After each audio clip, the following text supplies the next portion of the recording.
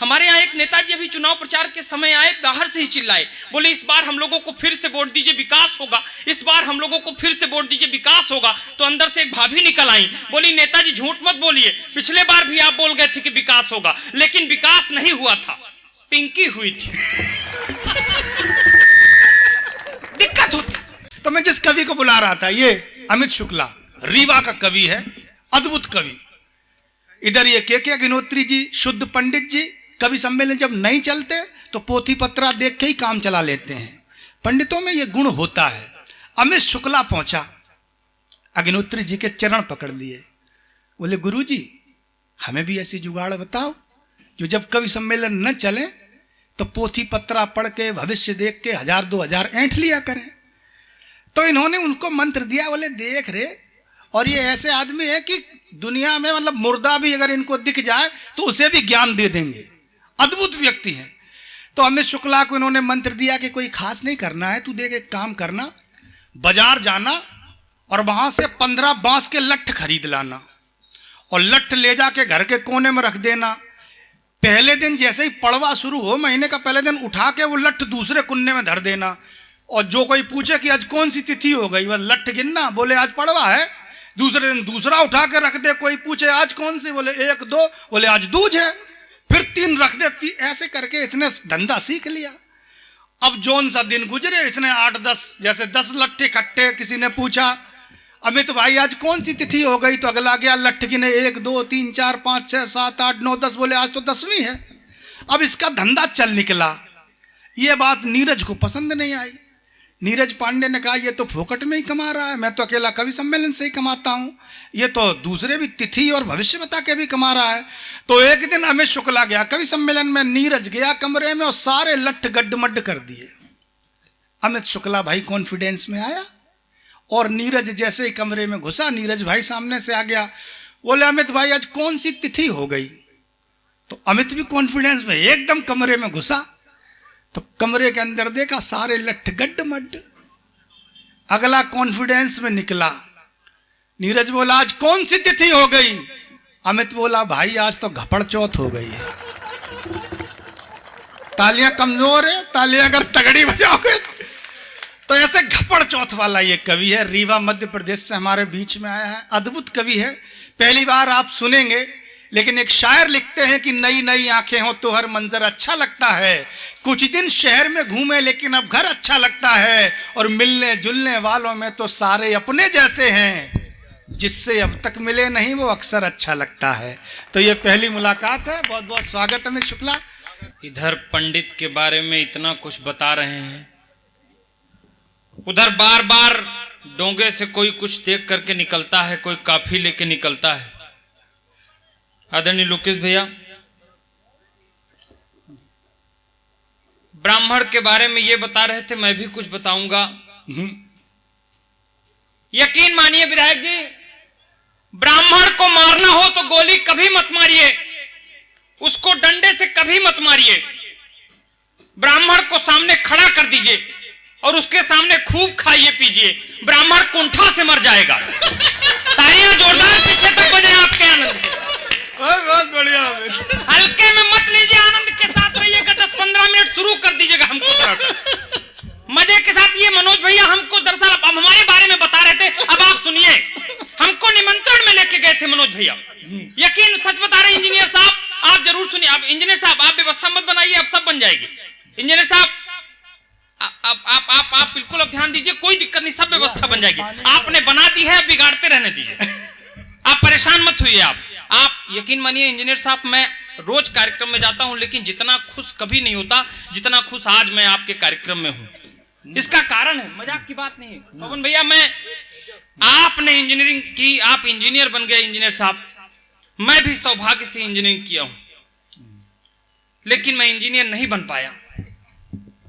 पानी क्या पानी रख दो भैया, पानी पी पी के सुनाएंगे। बहुत अच्छे अमित। हाँ बहुत। इसी तरह जैसे मंदिर बनने के बाद कुछ लोग पानी पी पी के कोस रहे हैं। वाह। तो आप इंजीनियर बन गए, मैं इंजीनियर नहीं बन पाया। मैं इंजीनियरिंग किया इंजीनियर साहब, मेरे पिताजी मुझको रोज मारते थे, जब किसी इंजीनियर से मिलके आते थे तो रोज 3 लात मारते थे। कि फलाने का लड़का इंजीनियर बन गया, तुम इंजीनियर नहीं बन पाए। लेकिन इंजीनियर साहब अगर अगली बात पे मजा आ जाए तो फिर 2 मिनट तक ताली बजेगी। इंजीनियर साहब जिस वक्त वो मुझको कोसते थे उसी दिन मैंने कसम खा ली थी कि जब कोई इंजीनियर कोल्ड स्टोरेज खोलेगा उसी दिन मैं कविता सुनाने इंजीनियर। तालियां आनंद के साथ बजाइए। भैया बैठ जाओ यार, बैठ जाओ, परेशान मत हो, कोई दिक्कत आनंद की। तो ब्राह्मण की बात बता रहे थे, हमको निमंत्रण में ले गए थे मनोज भैया, यकीन मानिए हमको निमंत्रण में ले गए थे तो वो खीर परोसने वाला जरा जल्दी में था इंजीनियर साहब, तो हमारी थाली में खीर डाले बिना आगे बढ़ गया। अब ब्राह्मण के बारे में बता रहे थे, अब आप लोग भी सुनिए। खीर हमारी थाली में डाले बिना आगे बढ़ गया। अब मैं इधर उधर जाने वाला देश का इतना बड़ा कवि कैसे निर्लजता से मांग लेता कि हमारी थाली में खीर डाल दीजिए। लेकिन भाई साहब ब्राह्मण की आत्मा कराह उठी। कराह का जवाब नहीं है, वाह। कराह उठी ब्राह्मण की आत्मा, अंदर से गुस्से में आवाज निकली। हम कहे भगवान करे अभी यहीं पे बिजली गिर जाए। तो मनोज भैया बोले कि अमित अगर बिजली गिरेगी तो क्या तुम बच जाओगे? आनंद अगर आ जाए तो अगली 2 मिनट तक ताली आपकी आशीर्वाद की मिलेगी। मनोज भैया बोले अमित अगर बिजली गिरेगी तो क्या तुम बच जाओगे?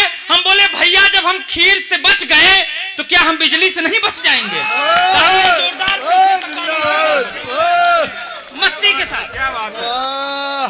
कोई दिक्कत नहीं, माला मत पहनाइए। ये माला हमको तभी अच्छी लगी थी जब मेरी श्रीमती जी ने मुझको जयमाले में पहनाई थी। उसके बाद से ये गले की फांसी ही लगने लगा है। कोई बता रहे थे रीवा से आया, क्या मतलब है रीवा? जो लोग रीवा गए हों विधायक जी जानते होंगे, रीवा के दादा बहुत गए, सभी लोग पवन भैया गए। जो लोग रीवा गए होंगे जानते होंगे, रीवा सफेद शेरों की धरती कही जाती है। गूगल में डालिएगा आज जाकर के, व्हाइट टाइगर की धरती कही जाती है। ये अलग बात है कि कुछ लोग मुझको देख करके सोच रहे हैं कि व्हाइट टाइगर की धरती में तुम जैसा ब्लैक चिंपैंजी कहां से पैदा हो गया। हल्के में मत लीजिए। जो लोग मेरे सौंदर्य की भी चर्चा कर रहे थे, जो लोग मेरे कलर के हों अपने आप को हीन बिल्कुल मत महसूस करिएगा। मैं मुझे शुरू करिएगा 2 मिनट आनंद के साथ। फोटो आ रही कन्हैया भाई? आएगी, कोई दिक्कत नहीं। अभी तो दिन का समय है, रात में दिक्कत पड़ती है। ना ना ना ना ना, फोटो में भी दिक्कत होती मनोज भाई। मैं जयमाले में बैठा था तो ये कैमरामैन कन्हैया भाई था, ये आया और बोला कि अमित भाई पैसा ज्यादा लगेगा। मेरा कलर भले इस तरीके से है फतेहपुर वालों, लेकिन हल्के मत लीजिएगा। मेरी श्रीमती जी कैटरीना कैफ की बिल्कुल दूसरी अवतार है। हालांकि मैं भी किसी विक्की कौशल से कम नहीं लगता हूं। तो ये कन्हैया भाई कैमरामैन उसी समय पर था और जयमाले में आया, बोला अमित भाई पैसा ज्यादा लगेगा। हम बोले इतनी देर तुम क्यों बता रहे हो और क्या दिक्कत आ रही है? अब मेरा कलर देखिए और मेरी पत्नी का सोचिए।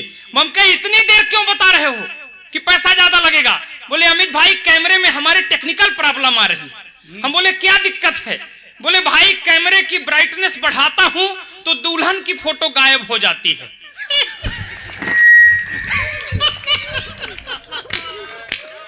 और कैमरे की ब्राइटनेस घटाता हूं तो दूल्हे की फोटो गायब।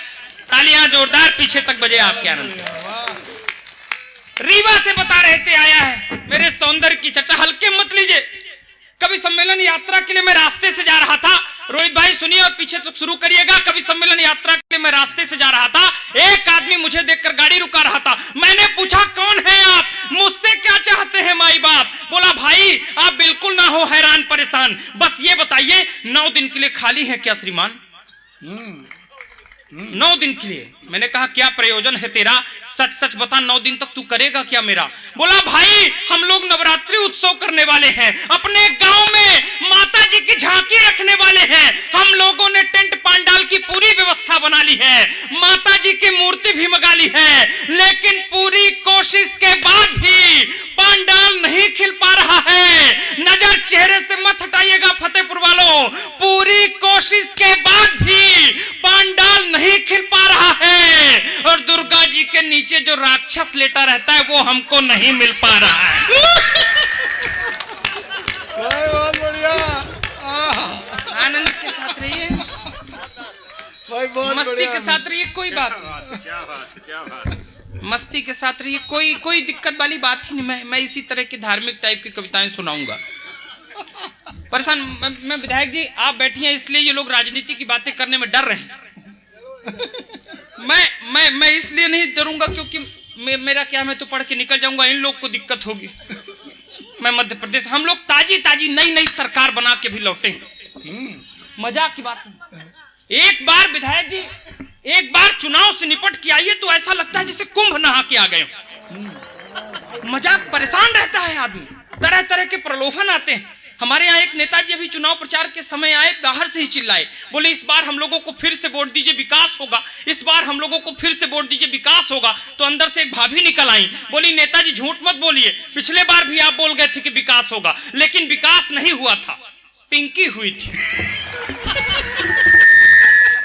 दिक्कत होती।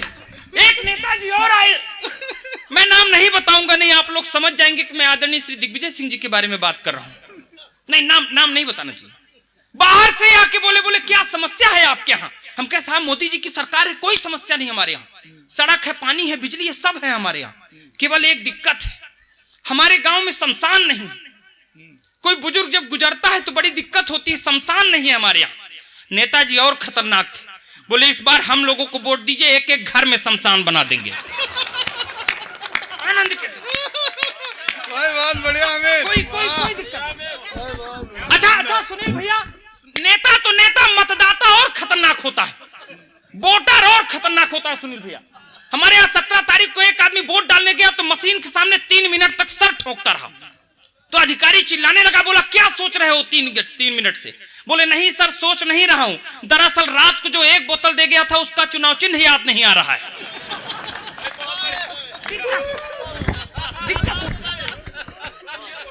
दिक्कत एक नेताजी, एक वोटर और गया, जाते ही अधिकारी से बोला बेटा आपकी काकी वोट डाल गई क्या? तो अधिकारी बोला कि क्या नाम था काकी का? बोले रामकली। उसने लिस्ट देखी तो बोले हाँ काकी तो सुबह 7 बजे ही वोट डाल के चली गई। तो काका बोले राम इस बार भी नहीं मिल पाया। अधिकारी सुनील भैया और अफसोस जताया, बोला क्यों काका, आप काकी से अलग रहते हो क्या? आनंद आ जाए तो फिर मुझे शुरू करिएगा 3 मिनट के लिए। बोले क्यों काका, आप काकी से अलग रहते हो क्या? बोले बेटा ऐसी बात नहीं है, काकी को मरे हुए तो 11 साल हो गए, लेकिन वोट डालने हर बार सुबह 7 बजे ही आके। आनंद के साथ, आनंद मस्ती के सारे में 4 पंक्तियां निवेदन करता हूं। बहुत बढ़िया अमित, वाह बहुत शानदार, क्या बढ़िया। मैं 4 पंक्तियां निवेदन करता हूं, आप लोग मेरे मन के हो गए हैं, इसलिए समय की अपनी सीमा है। मैं 4 पंक्ति, ये अलग बात है कि सीमा के पास इस समय कोई समय नहीं है। 4 पंक्तियां मैं निवेदन कर रहा हूं। ये पंक्तियां बहुत देर से बात चल रही थी कि बाबा रिटायर हो गए, ये कह रहे थे, और ये वो बुजुर्ग, मैं बुजुर्गों की बात नहीं करता। 4 पंक्तियां पढ़ रहा हूं, ये युवा मेरे मन के साथ सुनेंगे जो पीछे बैठे हैं।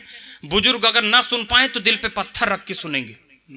4 पंक्तियां, ये पंक्तियां मैंने क्यों लिखी सुनील भैया? हमारे यहाँ परम आदरणीय, परम सम्मानीय श्री दिग्विजय सिंह जी ने जब 70 साल की उम्र में दूसरी बार संविधान लागू किया, तब भी मैं कुछ नहीं बोल पाया।